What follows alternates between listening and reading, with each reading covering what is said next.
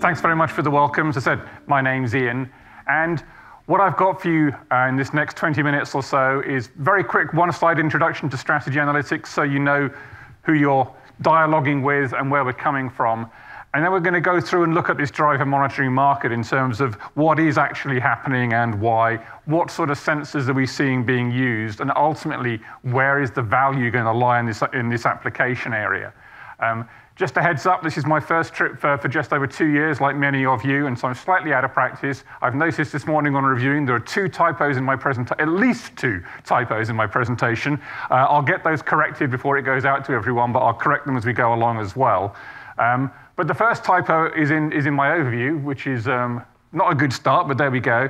But we're a global market research and consultancy organization with B2B and B2C capabilities. We don't do B2B twice, we do both of those. I focus on the B2B side. As a company, we're active across a whole range of different industry verticals, and mainly around automotive, wireless, smart devices, intelligent home. I'm just an automotive guy. That's all I know and understand, hence my parents joking about my first words. As a company, we've over 30 years of expertise at looking at all sorts of automotive electronics areas. I've been with the firm over 26 years now.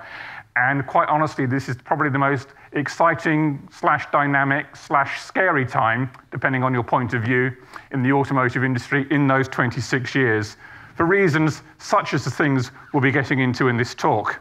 So, what is happening with driver monitoring systems and why?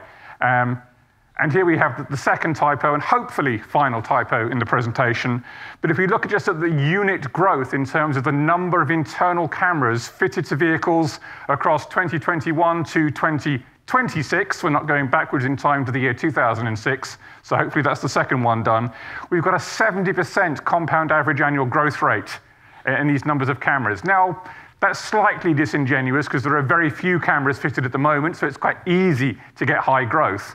But as we'll see in a bit, this is the fastest growing application area for cameras within automotive at the moment.